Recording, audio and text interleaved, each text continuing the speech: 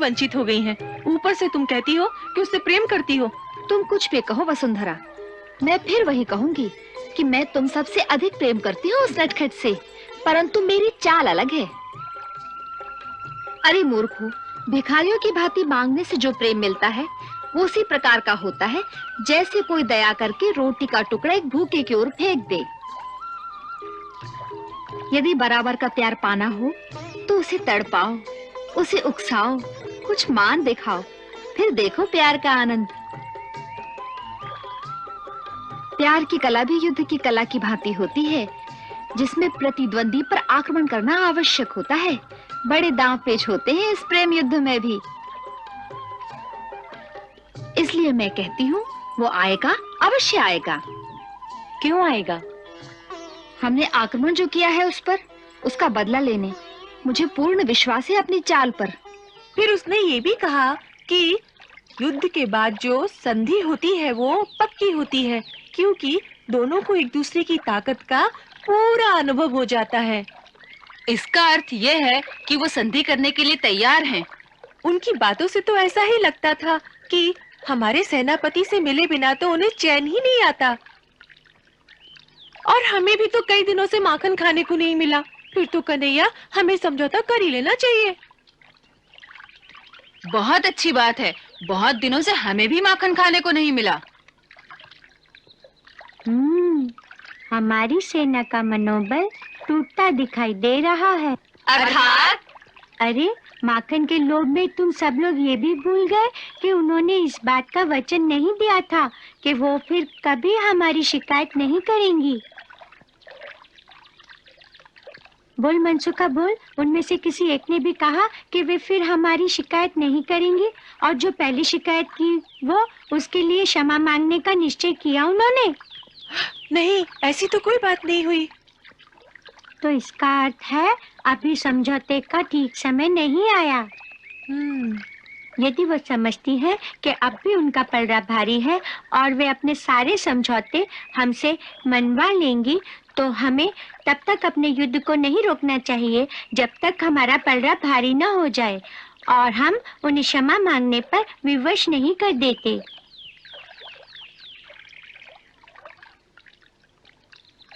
तो इसका अर्थ ये युद्ध बहुत लंबा होगा?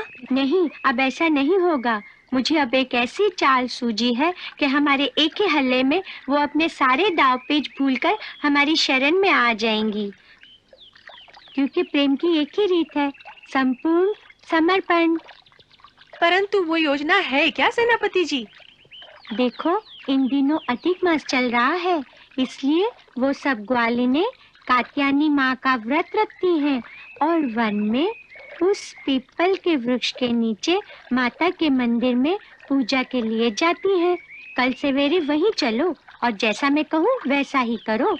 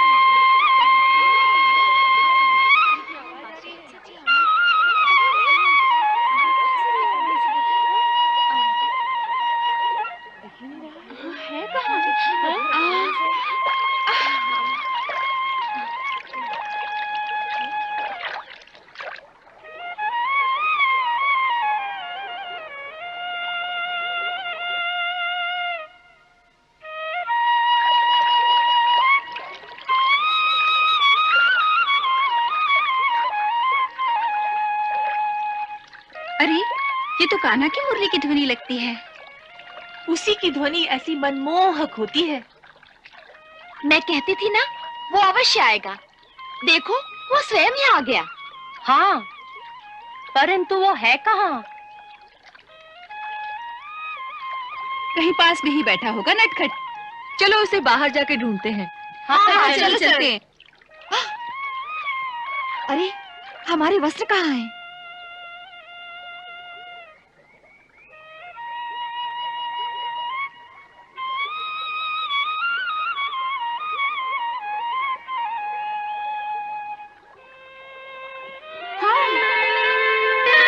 वो देखो, उसके छोटे छोटे चरण दिखाई दे रहे हैं।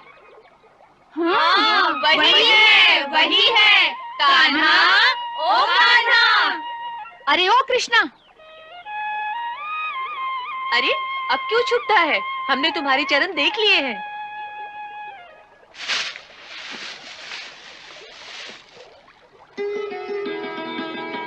तू यहाँ क्या कर रहा है रे? मैं अपनी मुरली बजा रहा हूँ, पर तुम लोग यहाँ क्या कर रही हो? हम स्नान कर रहे हैं। अच्छी बात है, करो।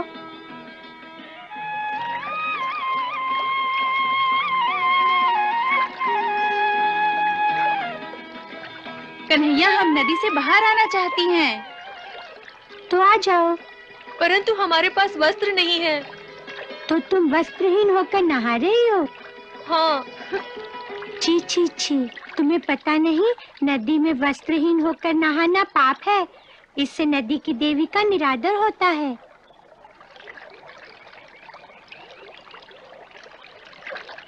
भूल हो गई, पर अब हमारी सहायता करो।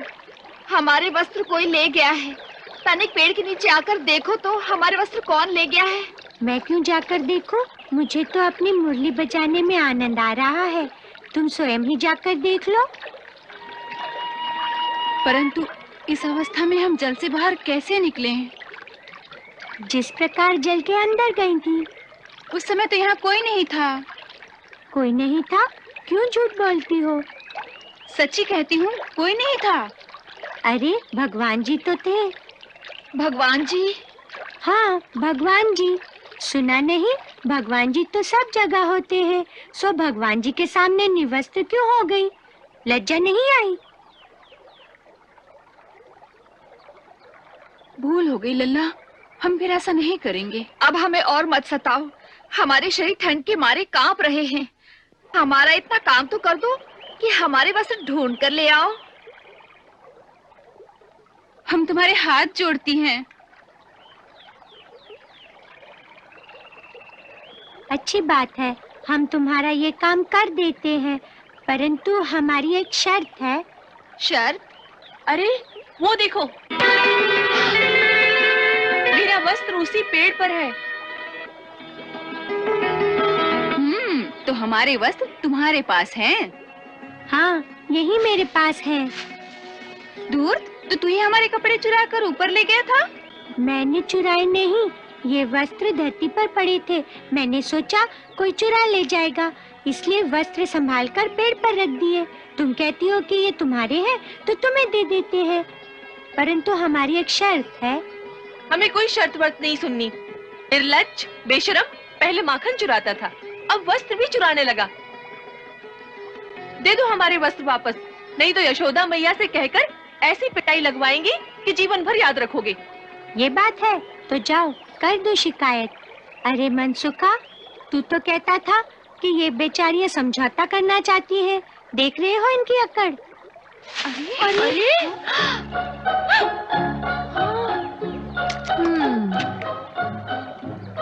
हाँ, देख रहा हूँ।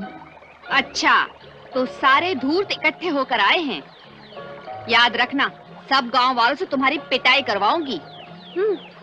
देखो, हम तुम लोगों से संधि करने आए थे, परंतु ऐसा लगता है कि ये युद्ध अभी चलता रहेगा। अच्छी बात है। कृष्णा, ये तो क्या गांव वालों के पास जाएंगी? हम इनके वस्त्र लेकर इनके पतियों को दिखा देते हैं, ताकि वो भी जान ले कि हमारी पत्नियां खुले वन में निवस्त्र होकर कैसे घूमती हैं।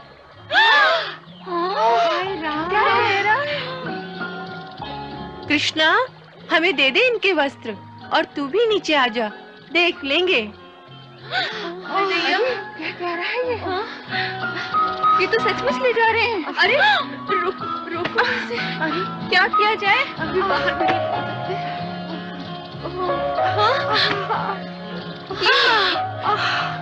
ये क्या? अरे मेरे ऊपर रोको। चलो। अरे सचमुच जा रहे हैं। अरे रोको ना उन्हें। रोको, क्या कह रहे हैं? वो नहीं रुकेंगे। सारे बस। हे मैया, अब क्या होगा? हाँ। अरे ये लोग तो सचमुच जा रहे हैं। इसका बड़ा भयंकर परिणाम होगा। मनसुखा, ये डराती है कि बड़ा भयंकर परिणाम होगा। भयंकर इनके लिए होगा, तुम डरो मत, चलो। हाँ, अब क्या होगा? गांव में बड़ी बदनामी होगी। नहीं कान्हा, इस प्रकार मत जाओ। हम किसी से कुछ नहीं कहेंगे। हाँ, हम किसी से कुछ नहीं कहेंगे। ठहरो।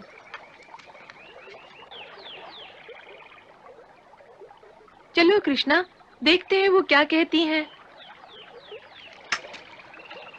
हाँ, हम किसी से कुछ नहीं कहेंगी। हमारे वस्त्र वापस दे दो। समझौता करने को तैयार हो? हाँ। तो हमारी शर्तें सुन लो। बोलो। पहली शर्त ये कि आज के बाद फिर कभी कोई शिकायत लेकर यशोदा मैया के पास नहीं जाओगी। बोलो, स्वीकार है? हाँ, स्वीकार है। प्रतिदिन हम सब के लिए माखन और छाछ लेकर आया करोगी। बोलो, स्वीकार है? हाँ, स्वीकार है। पिछली शिकायतों के लिए कान पकड़कर क्षमा मांगो।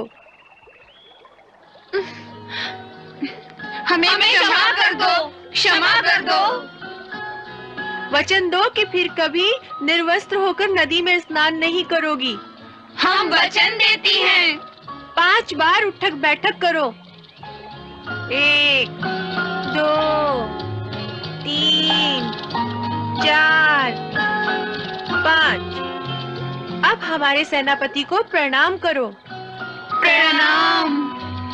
कल्याण हो। रख दो सबके वस्त्र। अब चलो, पीछे मुड़कर कोई नहीं देखना, आंखें बंद करके चलो।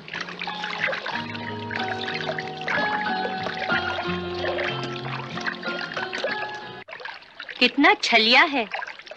एक ही चाल से हरा दिया हमको। मुझे तो इससे हारना भी अच्छा लगता है। उसकी मोहिनी ही ऐसी है। मुझे तो बहुत अच्छा लगा कि अब प्रतिदिन उससे भेंट हुआ करेगी। परंतु उसके मित्र बड़े धूर्त हैं। वही उसे उल्टी सीधी बातें सिखाते हैं। अरे, तुम उसे पुत्र के रूप में प्रेम करती हो तो पुत्र के सखाओं को भी प्यार करना सीखो।